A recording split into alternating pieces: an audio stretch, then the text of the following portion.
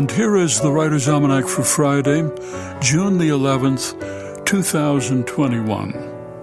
It's the birthday of the man who said, "I may not be a first-rate composer, but I am a first-class, second-rate composer." Richard Strauss, born in Munich in 1864, who gave us Don Juan, Don Quixote, the opera Salome, and many others. It's the birthday of the playwright Ben Jonson, born London, 1572, author of Volpone, The Alchemist, Every Man in His Humor, a rival of Shakespeare's, but also Shakespeare's friend, and Ben Jonson, a heavy drinker and a fighter. He was a bricklayer who went off and joined the army, came back to London, got work as an actor, not a very good one, but a good playwright. And in 1597, he co-wrote a play called The Isle of Dogs, which got him in trouble with the government. He was thrown in jail, let out after a few months, but then killed a fellow actor named Gabriel Spencer in a duel.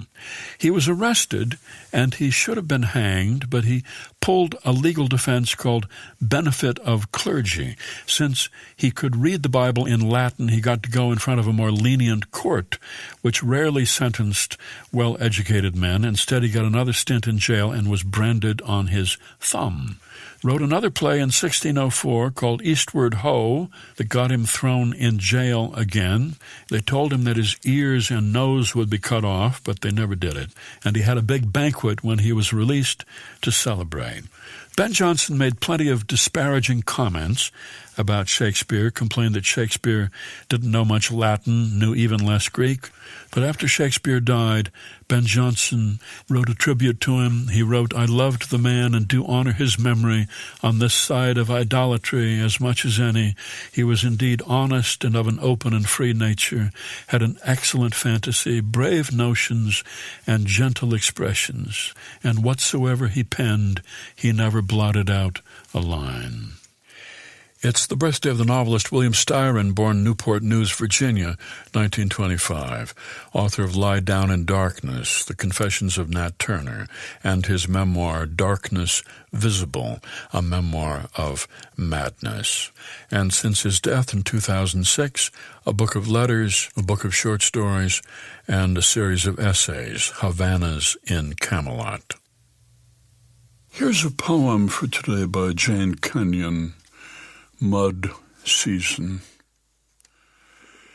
Here in Purgatory, bare ground is visible except in shady places where snow prevails. Still, each day sees the restoration of another animal, a sparrow, just now a sleepy wasp, and at twilight the skunk pokes out of the den, anxious for mates and meals. On the floor of the woodshed, the coldest imaginable ooze, and soon the first shoots of asparagus will rise, the fingers of Lazarus. Earth's open wounds where the plow gouged the ground last November must be smoothed, some sown with seed, and all forgotten. Now the nuthatch spurns the suet, assuming its diet of flies, and the mesh bag, limp and greasy, might be taken down. Beside the porch step, the crocus prepares an exaltation of purple, but for the moment holds its tongue.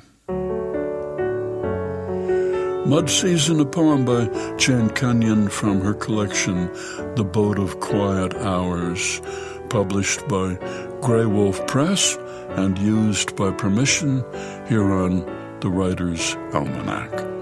Be well, do good work, and keep in touch.